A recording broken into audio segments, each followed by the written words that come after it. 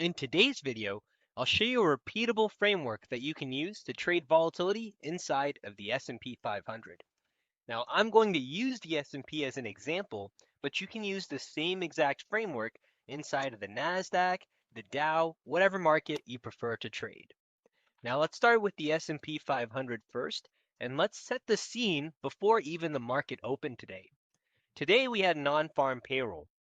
On the back of that, we had initial optimism, and we can see that in the markets with the initial rally we had in pre-market. Here, it implied that the S&P had strength all the way up until the opening bell. As soon as the opening bell rang, for those of you that were watching, you can see that sell-off just started to hit in.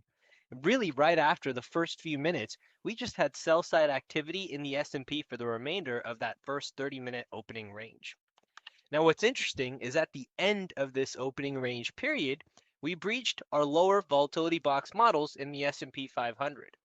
What does that mean? Well, that tells you that there is substantial volatility in the S&P. We're breaching the scalper models. This is one of the 5 models we have available. So we're still at the starting point in the S&P in terms of volatility, but the fact that we're hitting our sign entry lines here, the fact that prices crossed this line, means we need to be paying attention. So what do we need to be paying attention to? Well, we need to check really one thing. Which level do we hit first? Do we hit the stop for this particular trade, or what would be the stop for this trade, which is outside of the clouds, 8 points? Or do we hit what would be the target for this particular trade, which is about 6690.50 for the upside level? So it's a very simple test. All we're looking to see is here, can we see buyers defend this level? Do we see enough strength to pull up to that 66.90? Or do we see sellers keep pushing price down to below 69.74? So let's keep walking through price. We have the initial push from buyers, but we fail to hit the level that we just identified, 69.90. Instead, we see price reverses, and we end up in this next candle going below that 69.74 level. As soon as that happens with this green candle, that tells us that, hey, this scalper model is no longer being respected. We weren't able to see the push to T1. Instead, we saw that bears in this case had a lot more control, pushing price below what would be our stop. So now we move beyond the scalper and we switch to the aggressive volatility box models. We're adapting to the changing volatility. Now in the aggressive models, you'll notice the same exact thing. We breach the sign entry line, so we repeat the same exact test that we just did. We're looking in this case on the aggressive models for a move of about 13 points in order to see that this model is being respected. A move of 13 points would imply a move on the upside close to 69.92 before we see a move to 69.66. Let me draw those levels out. So if we go outside of the clouds before we hit 69.92, meaning we see sell side activity here, then that would imply that again, the aggressive models are also being broken. So now we know no scalper, no aggressive. We need to keep going down the line. So a very simple way to adapt to the changing volatility. Today we had to adapt a lot of days for all of our futures volatility box members. You'll have noticed that you just stay on the scalper and it's the 1 or 2 trades that you get per day. So today, very clear heightened volatility. Now let's repeat this test with the aggressive models and see what happens. Here we go beyond the clouds, and that now tells us that, hey, even the aggressive models are not being respected inside of the S&P. We need to now switch to the doomsday aggressive models. We repeat the same idea in the doomsday aggressive models. We still have the breach from the morning hours, and we break beyond that as well. So that's giving you an idea of just how strong volatility was in the S&P this morning. We broke outside of the scalper, we broke outside of the aggressive, we broke outside of the doomsday aggressive, and finally the conservative is the one model in which we haven't hit that cyan line in the morning where we've broken straight through the clouds. In this case, we haven't hit it at all. It's the only model so far being respected. So that means we now have 2 models ahead of us. Conservative, which is the one we're currently on in the S&P, and the doomsday conservative. For those of you, again, that have been trading with us for some time, you know the S&P is not usually on Model 4 or Model 5. That implies today is a very high volatility day, and these models also do a much better job of actually containing price action. As the name implies, scalper is a little bit more aggressive. Now we're looking for the same exact thing. We've now gained our volatility bearings. We know that the conservative is the model doing a good job of containing price from this morning volatility. It's the only one that hasn't blown through the clouds. Now we're looking for our setup. Our setup rules are quite simple. We would like to see our cyan line being hit. Once our cyan line is hit, we are looking for the edge signal confirmation, which is a green arrow, looks like this. After that, we know that price is giving us a volatility edge. We know that the green arrow tells us we now have our price giving us an overbought, oversold edge. In this case, an oversold edge for a long entry. That is all of the pieces we need. Then we just look for an entry at the cyan line, exit outside of the clouds, and the risk we give our trade is what we're looking for our first target. Now that sounds like a lot, so let's go through an actual example. So S&P 500 keeps selling off in the next hour.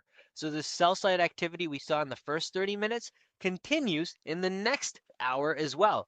And this is why adapting to the volatility models is a great idea. It kept us out of trouble with each of these three models, which would have breached trades and stopped out along the way. That's why we take this first 30-minute test so seriously in terms of gaining our volatility bearings. Now we keep moving forward here, and you'll notice that price action inside of the S&P is getting closer and closer to the cyan line. As soon as we cross the cyan line, which happens with this red candle right here, that now triggers the first step of our two-step setup, which is called the fade setup. Step one is we would like to see price breaching our volatility box models, and that happens right here. As soon as we cross these cyan lines, that's step one. Now, if you remember, step two is we want to see this green arrow. We want to see that arrow print after we've hit the cyan line, so anytime now, which would signal that, hey, price is officially in oversold territory. So we keep continuing down. Price now decisively crosses through the cyan entry lines.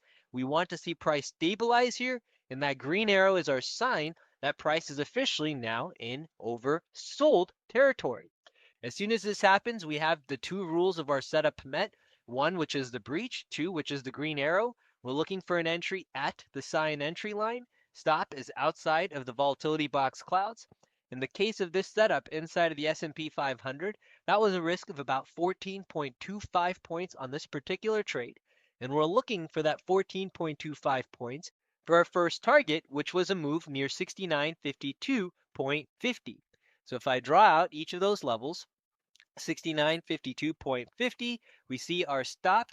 Now we know where price needs to go in order for us to hit our target versus our stop. We got our entry on the very next candle, by the way. And at this point, if you are an options trader, the SPX options, and these were the SPX, if I come into a chart of SPX so you can see the ones I was looking at, the SPX 6950s, and the setup we're talking about is right here. The 6950s were the out of the money. Those options at the time of entry were going for $6 a pop, and the max move they ended up making was about $14 a pop when we ended up hitting our T2. So a really nice move for the 0 days to expiration SPX contracts for those of you who are SPX traders. Now back to the S&P trade. I already gave it away with what ended up happening. But if we were to take a look, you'll see that price stabilizes shortly after we saw the edge signal confirmation. A few minutes at the cyan entry line. Stop again was outside of the clouds, and you'll see just how nice of a reversal this is inside of the S&P 500. The first target was hit in this rally up. Move our stop up from outside of the clouds to break even. This is at the cyan entry line. And the second target is at the gray target line, which in the case of the S&P is now a risk 0 to try and make close to almost 40 points. So it's 39 points inside of the S&P 500. Really nice trade again inside of ES on the backs of really observing that morning volatility, ruling out the scalper, ruling out the aggressive, ruling out the doomsday aggressive, knowing exactly which model we're paying attention to based off of what the morning volatility is giving us in terms of clues, and then capitalizing on a very simple setup. Again, to recap, it was a setup where we breach our cyan lines, we see this green arrow, we want an entry at the cyan lines or better, and stop is outside of the clouds. The risk we give this trade is what we're looking for our T1, and T2 is at this gray target line on the opposite side. I hope you found this video, this in-depth walkthrough of the setup inside of the S&P helpful for those of you looking to make sense of today's volatility and to see how you can use the volatility box to very nicely help you pinpoint what ended up being the low, almost the best prices that you would want to enter for the day. We were off by just a few points with the cyan entry line for the entry, but the dip and the conservative volatility box models were the ones to be paying attention to. Take care, everyone. Good luck trading. If you have any questions, feel free to send us an email. Else, we'll see you in the next update.